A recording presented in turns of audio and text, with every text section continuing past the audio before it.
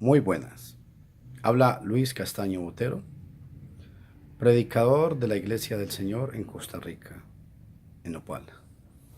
Hoy quiero invitarlos a todos ustedes para que podamos estudiar un tema que es: la gente hoy en día enseña y dice que Cristo reinará 1000 años sobre la tierra. Ojo, reinará. Pero, ¿qué es lo que enseña realmente la palabra de Dios? ¿Qué dice la Biblia? Pues quiero invitar a que todos tengan una Biblia en mano y el tema será: Cristo no reinará 1000 años en la tierra. Estos términos son usados por los que enseñan que cuando Cristo venga reinará en Jerusalén sobre el trono de David por 1000 años. Es una doctrina falsa, errónea, porque Cristo reinará, porque Cristo nunca reinará por 1000 años en un trono literal en la tierra. Su reino se estableció el día de Pentecostés, Hechos capítulo 2. Y el Señor, Él sigue reinando como el Rey de Reyes ahora y reinará hasta el fin del mundo. Primera de Corintios capítulo 15, versículo 24. Según este texto, al venir Cristo la segunda vez, en lugar de establecer su reino aquí en la tierra, se lo entregará al Padre, se lo entregará al Padre. El llamado rapto secreto que la gente fomenta son 4 aspectos importantes. El rapto secreto, vamos a ver un poco sobre el rapto secreto. En cuanto al supuesto rapto secreto, lea 1 Tesalonicenses capítulo 4, versículo 16 y 17. Dice: porque el Señor mismo, con voz de mando, con voz de arcángel, con trompeta de Dios, descenderá del cielo, y los muertos en Cristo resucitarán. Primero, luego nosotros los que vivimos, los que hayamos quedado, seremos arrebatados, dice la palabra, juntamente con ellos en las nubes, para recibir al Señor en el aire, para recibir al Señor en el aire. Y estaremos siempre con el Señor. Aquí está el verdadero arrebatamiento, que será cuando Cristo venga otra vez. Y los vivos seremos arrebatados juntamente con los santos resucitados. No para estar con Cristo por 7 años de la famosa tribulación, como dicen algunos, sino para estar con el Señor por siempre. ¿A dónde? En el cielo. Muchos enseñan que en la segunda venida Jesús vendrá por los santos silenciosamente, que nadie se va a dar cuenta, secretamente. Los arrebatará de la tierra para tenerlos consigo durante 7 años de la gran tribulación.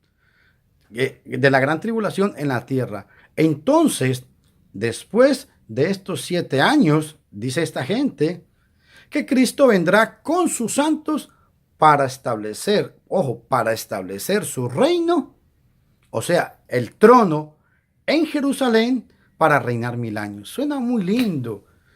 Vea, yo quiero que vea Mateo 24:21. Obviamente, Mateo 24:21 se refiere a la destrucción de Jerusalén.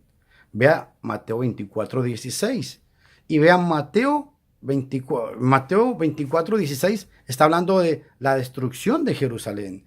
Y Mateo 24:17 habla de Judea. El que está en la azotea no descienda, dice. Dicen que cuando ocurra el rapto, dice esta gente, muchos hombres se despertarán diciendo: ¿dónde está mi esposa? ¿Dónde está mi mamá? ¿Dónde están mis hijos? Y que todo el mundo llorará, que estarán en un templo y unos se quedarán y otros serán raptados. Bueno, suena muy bonito todo esto, pero es una gran fábula, porque en realidad no enseña esto de esta manera la palabra de Dios. Y claramente, sin embargo, no se trata simplemente de un supuesto rapto secreto, mis estimados amigos y hermanos. Más bien, es el proceso de una mala interpretación de un sistema de interpretación erróneo, escuche bien lo que voy a decirle, de un sistema de interpretación totalmente erróneo y falso sobre el supuesto rapto secreto. Más bien procede a un sistema de interpretación bíblica completamente diferente y falsa. ¿En qué se basa esta doctrina del rapto secreto? En un pasaje que está mal interpretado. Lucas 17, 34 al 36. Dice, en aquella noche estarán dos en una cama, el uno será tomado y el otro será dejado. Pero lea el versículo 31. Habla de en aquel día. El que esté en la azotea y sus bienes en casa, no descienda a tomarlos, y el que en el campo, asimismo, no vuelva atrás. Se refiere a los judíos que vivían en Judea. En este texto, Cristo predice la destrucción de Jerusalén. Es una profecía que se cumple en el año 70, en el primer siglo. ¿Qué significa tomado y dejado? Es muy importante el contexto de este pasaje. Este es simplemente un lenguaje de separación. Los preparados son llevados, o sea, los que obedecen son salvos y están seguros. Los demás serán dejados, o sea, los perdidos. No hay nada de rapto secreto en este texto. El único rapto o arrebatamiento que a veces dice la gente es aquel que el arrebatamiento legítimo es el que habla Primera de Tesalonicenses, capítulo 4, versículos 16 y 17, y no dice que Cristo vendrá a la tierra, sino que seremos arrebatados y en el aire nos iremos con el Señor. Eso dice el texto. Cristo desciende y los vivos, dice Primera de Tesalonicenses 4, 16 y 17, que los vivos serán arrebatados juntamente con Él. Los resucitados para recibir al Señor en el aire, y así estaremos siempre con el Señor. La gran tribulación, otro problema que tiene que ver con este sistema. Mateo 24, capítulo 15, versículo 22, dice, la gran tribulación se refiere al sufrimiento de los judíos en Jerusalén en el año 70, después del Mesías, cuando la ciudad fue destruida por los romanos. Vea Mateo 24, 21, por favor. Dice, porque habrá entonces gran tribulación, cual no la ha habido desde el principio del mundo hasta ahora, ni la habrá. Pero la pregunta es, ¿a qué se refiere esto? ¿A los 7 años que supuestamente preceden a la batalla de Armagedón, que enseñan todos los grupos religiosos? Claro que no. Los que enseñan esto tuercen las escrituras. ¿Por qué? Segunda de Pedro 3:16 dice que son indoctos, que tuercen las sagradas escrituras. Y segunda de Timoteo 4:4 dice que enseñan fábulas, cosas encantadoras para que la gente se fascine. Un niño de primaria, simplemente leyendo Mateo 24, 16 al 20, y los versículos que preceden Mateo 24, 21 y textos paralelos como Lucas 21, 20. Lucas 21, 20, vea lo que dice. Cuando vierais a Jerusalén rodeada de ejército, cualquier niño puede entender, cualquier persona puede entender que Cristo habla de la destrucción de Jerusalén. En Primera de Tesalonicenses, capítulo 5, versículos del 1 al 3, cuando Cristo no vendrá durante una supuesta gran tribulación. Eso es totalmente falso. Más bien como Pablo explica, enseñarán diciendo paz y seguridad. Esto no suena como gran tribulación. Recuérdese que la gran tribulación ocurrió en el año 70, cuando los romanos destruyeron a Jerusalén. Yo les pido que por favor, por cuestiones del tiempo no se puede, pero que lean en su casa todo el capítulo de Mateo 24, después todo el capítulo de Marcos 13, después van a leer Lucas 17 del 31 al 36 y por último van a leer Lucas capítulo 21. Y si ustedes unen Los cuatro pasajes los unen, van a entender porque estos cuatro pasajes son paralelos, están hablando de la misma situación desde un punto de vista diferente. Jesús predice es la destrucción de Jerusalén. Esta profecía se cumple en el año 70 de ese mismo siglo. Observe un detalle muy importante. En Mateo 24, versículo 6 y en Mateo 24, versículo 14, cuando dice el fin, no se refiere al fin del mundo, sino al fin de Jerusalén. ¿Y cómo se prueba eso?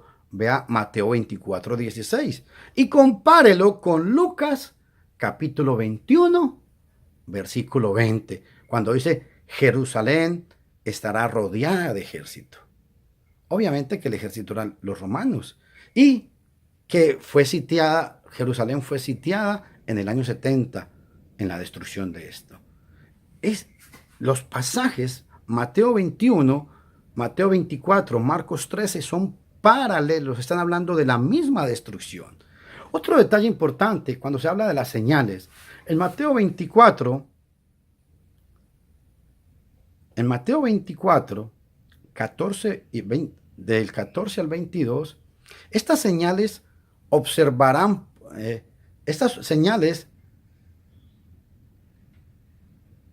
se observarían poco antes de la destrucción de Jerusalén. La historia misma confirma esto. En Mateo 24, 34, dice Jesús, no pasará esta generación hasta que todo esto acontezca. Lo que Jesús profetizó en Mateo 24 se cumplió durante esa misma generación en el sentido literal de la palabra. Otro punto fascinante que le meten a toda esta historia del milenio es el anticristo. Juegan con todos estos procesos. Muchos enseñan que durante la gran tribulación se levantará el hombre de iniquidad, el anticristo. Supuestamente es un líder poderoso mundial que peleará con Cristo en la batalla de Armagedón. Pero el apóstol Juan habla no solamente no habla de el anticristo, sino de anticristos. Primera de Juan, capítulo 4, versículo 3. Todo espíritu que no confiesa que Jesucristo ha venido en carne no es de Dios. Y este es el espíritu del anticristo. Primera de Juan 2:18. Han surgido muchos anticristos, dice el apóstol. Y claro que de veras han surgido. En la actualidad hay muchos anticristos. Los falsos mesiánicos son falsos y son anticristos porque blasfeman el nombre de Jesús. Los amigos testigos en contra de Jehová son anticristos. Las doctrinas de la falsa doctrina católica son anticristos. Las falsas doctrinas de algunos grupos religiosos, como los adventistas, los pentecostales, son anticristos porque todo el que se levanta en contra de la doctrina de Cristo es un anticristo. Eso es lo que dice la palabra de Dios. La batalla de Armagedón es muy importante. Este es el otro punto que enfatizan toda esta gente. Es el milenio, el anticristo, la gran tribulación y la batalla de Armagedón. Lo entrelazan todo para formar una gran película ellos. Apocalipsis capítulo 16, versículo 16. Y los reunió en un lugar que en hebreo se llama Armagedón. Muchos pastores y evangelistas enseñan erróneamente que cuando Cristo venga, Él peleará con el anticristo y lo vencerá.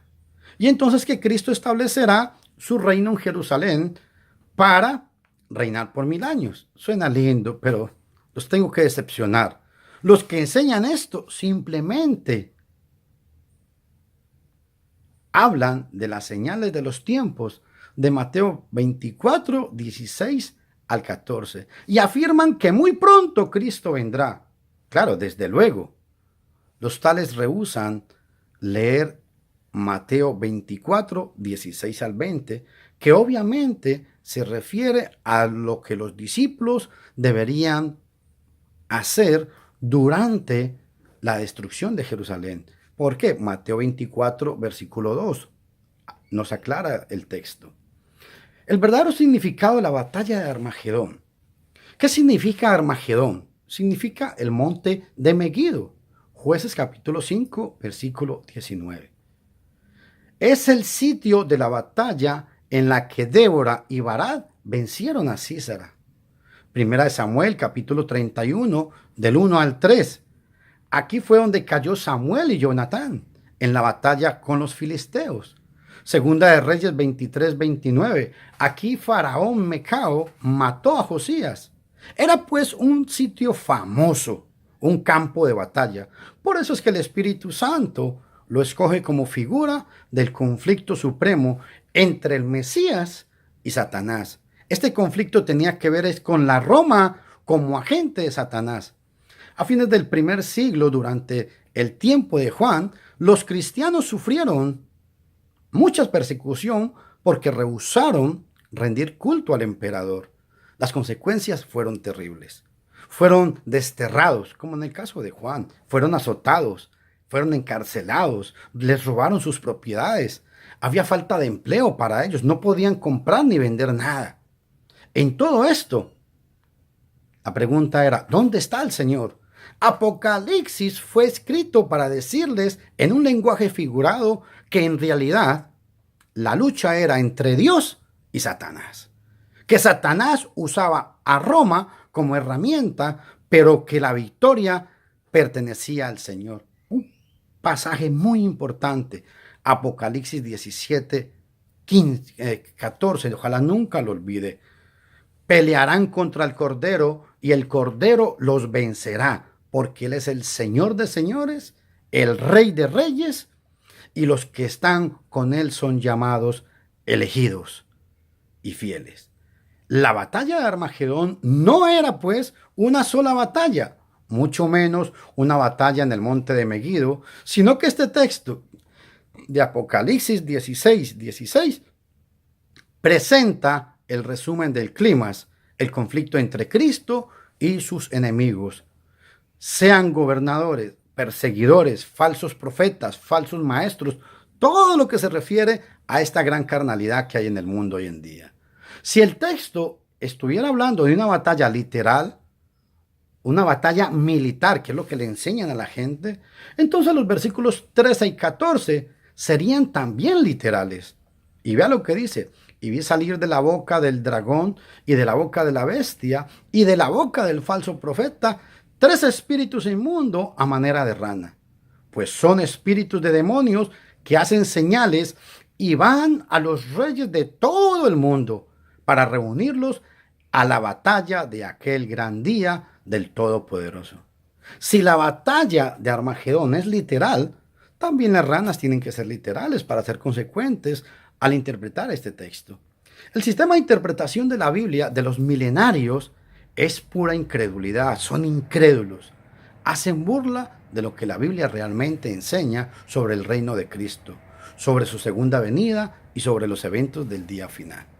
La Biblia enseña de manera más clara y enfática que Cristo estableció su reino el día de Pentecostés, que Cristo está reinando ahora a la diestra del Padre. Hechos capítulo 2, versículo 30 al 34. Como Rey de reyes y Señor de señores, y que reinará hasta el fin.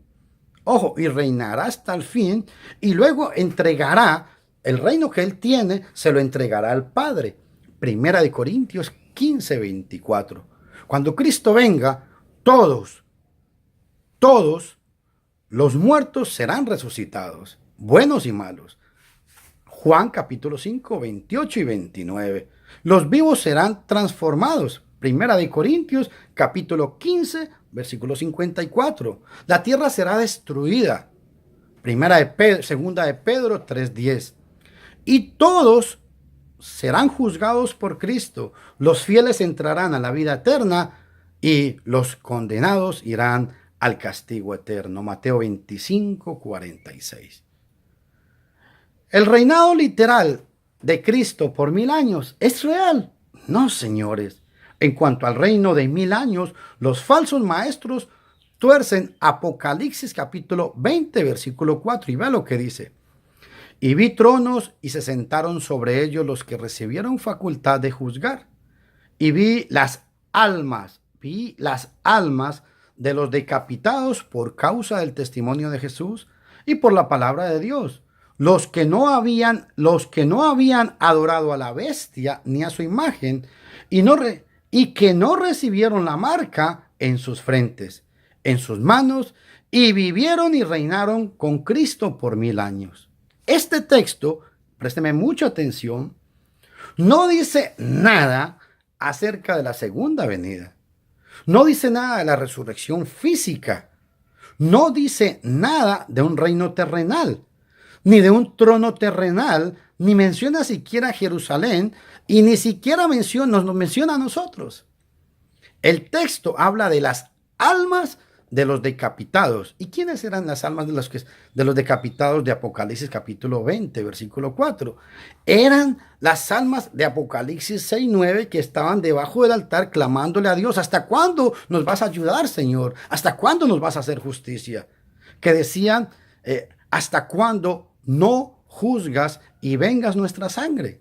Apocalipsis capítulo 20, versículo 4 es la respuesta a la oración de estos hermanos que estaban clamando. Ahora las almas no están bajo el altar, sino están sobre tronos. ¿Ve la diferencia? Apocalipsis 24 está hablando de que las almas estaban en tronos, ya estaban reinando. Apocalipsis 6:9 dice que estaban debajo del altar clamándole a Dios. Son conceptos totalmente diferentes.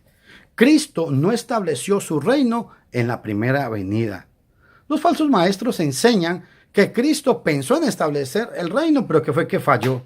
Qué gran cosa más ilógica. El reino sí fue establecido en el primer siglo. Mateo capítulo 3, versículo 2. Juan predicó: el reino de los cielos se ha acercado. Mateo 3:2. En Marcos 9:1, Jesús dijo que algunos de los que estaban serán testigos de la llegada del reino. Dice: hay algunos de los que están aquí que no gustarán de la muerte hasta que hayan visto el reino de Dios venido con poder. Ojo, los apóstoles habían de recibir poder. Lucas 24:49 les da la promesa. Jesús dijo a los apóstoles: quedaos en Jerusalén hasta que seáis investidos de poder de lo alto. Y el reino vendría con poder. ¿Qué era ese poder? Hechos 1:5. Jesús dijo a los apóstoles primeramente: seréis bautizados con el Espíritu Santo dentro de no muchos días. Y en Hechos 1:8 dice: recibiréis poder cuando haya venido sobre vosotros el Espíritu Santo. El poder, o sea, el Espíritu Santo, vino. Hechos 2:4. Y fueron todos llenos del Espíritu Santo. El poder es el Espíritu Santo que vino el día de Pentecostés. En ese día el reino quedó establecido. ¿Y cómo se prueba eso? Felipe predicaba el reino. Hechos capítulo 8, versículo 12. Felipe predicaba el reino. Hechos 20:25, Hechos 28:23 y Hechos 28:28, Pablo predicó el reino. Ya estaba en existencia el reino. Los apóstoles y otros cristianos no seguían orando: Señor, venga tu reino, porque ya vino y ellos estuvieron en ese reino. Apocalipsis 1:9. Juan ya estaba en el reino y en la tribulación. Apocalipsis 1:9. Y qué importante, porque dice la palabra que Cristo nos trasladó al reino de su amado Hijo. Colosenses 1:13. Esto significa la misma cosa que Hechos 2:47. Los que obedecieron al Evangelio, arrepintiéndose y bautizándose para el perdón de los pecados, fueron añadidos a la iglesia, o sea, fueron trasladados al reino. También Primera de Corintios capítulo 12, versículo 13, bautizados en un cuerpo, que es la iglesia. Efesios capítulo 1, versículo 22 y 23. El reino es la misma iglesia, mi estimado hermano y mi estimado amigo. El reino de Cristo es la iglesia del Señor. Mateo 16, 18 y 19. Los dos términos se usan alternativamente. Cristo es el rey de su reino y Cristo es la cabeza de la iglesia. Los que están en la iglesia están en el reino. En Mateo 16:18, Cristo primero llama, edificaré mi iglesia. Y después le dice a Pedro, a ti te daré las llaves del reino. Primero le llama mi iglesia y después le dice el reino. ¿Está viendo? Cristo es la cabeza de la iglesia y desde luego Él es el rey sobre su reino. Fueron establecidos el mismo día. La misma gente que fue añadida a la iglesia fue trasladada al reino. Colosenses 1:13, no lo olvide por favor. También la iglesia se llama el cuerpo de Cristo. Efesios capítulo 1, 22 y 23. El rebaño de Cristo, Hechos 20, versículo 28. El templo del Espíritu Santo. Primera de Corintios capítulo 3, versículo 3, 16 y 17. El fin del mundo. Los eventos del fin del mundo. Cristo volverá y en ese mismo día, o a esa misma hora, Juan capítulo 5, versículo 28, todos los muertos serán resucitados. Los vivos serán transformados. Primera de Corintios capítulo 15, versículos 51 al 53. Y la tierra será quemada. Segunda de Pedro 3:15 y segunda de Pedro 3:10. Y será el día final, el juicio final. Y toma en cuenta Primera de Corintios capítulo 15, versículo 24. Luego en el fin del mundo, cuando entregue el reino a su Padre, ya no oramos nosotros, vénganos tu reino, porque ya vino el reino el día Pentecostés, en Hechos capítulo 2, en el año 33. ¿Cristo volverá? Claro que sí. Juan capítulo 14, versículo 3 dice, vendré otra vez y os tomaré a mí mismo, para que donde yo estoy, vosotros también estéis. Vea Hechos capítulo 1, versículo 11. La manifestación gloriosa, Tito 2:13, manifestación gloriosa de nuestro gran Dios y Señor Jesucristo. Hebreos 9:28, aparecerá por segunda vez. No es en secreto, y esto quiero recalcarlo, la segunda venida no será en secreto. La segunda venida no será en secreto. Hechos capítulo 1, versículo 11. Así vendrá como le habéis visto ir al cielo. Y Apocalipsis 1:7 dice, todo ojo lo verá. Contradice estos pasajes, contradicen esta enseñanza falsa de un rapto secreto. Apocalipsis 1:7 dice que todo ojo lo verá.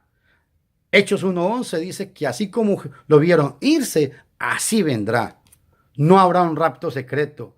Primera de Tesalonicenses 4:17, los que vivimos seremos arrebatados. Así estaremos, no por 7 años de tribulación, sino para siempre con el Señor.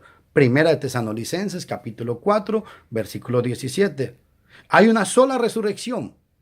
Juan capítulo 5, 28 y 29. Vendrá la hora cuando todos saldrán de los sepulcros.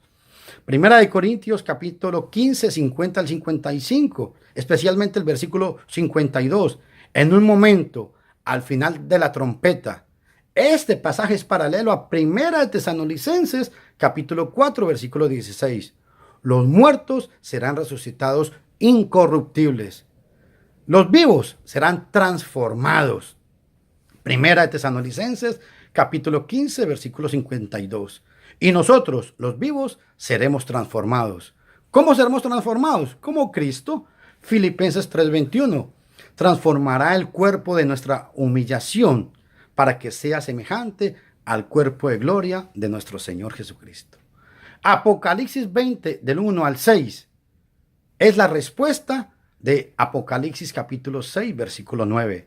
Las almas que estaban bajo el altar preguntaron, ¿hasta cuándo? Apocalipsis 1, Apocalipsis 20, del 1 al 6. Estas almas vindicadas como vencedores ocuparon los tronos con Cristo para reinar con él, para reinar con él por 1000 años. Un número simbólico, un tiempo largo indefinido. No en la tierra, no en Jerusalén, porque Apocalipsis 24 no menciona Jerusalén y no menciona la tierra. La primera resurrección, Apocalipsis 25, no será física sino figurada. Compárese con Apocalipsis 26 y Apocalipsis 20:11. La victoria sobre la segunda muerte. Que Dios me los bendiga a todos y recuerden, el Señor vendrá para llevar a su iglesia. Y una vez, la segunda vez que venga el Señor, vendrá para siempre. Esto será destruido. Jesús, el Rey de Reyes, el Mesías o Yeshua, como realmente se dice el nombre, no reinará en la tierra. Él está reinando, que le quede claro, está reinando. Y recuerde, lea Mateo 24, Marcos 13, Lucas 21 y Lucas 17 del 34 al 36. Se despide de ustedes, Luis Castaño Botero, predicador de la Iglesia del Señor. Es un placer para mí poder compartir con ustedes esta gran enseñanza. Que el Señor derrame bendiciones y en el nombre del Señor Jesucristo yo suplico que abra su entendimiento para que pueda comprender esta santa palabra. Visite mi canal en YouTube con el mismo nombre, Luis Castaño Botero. Soy predicador, no soy pastor. Que Dios los bendiga a todos.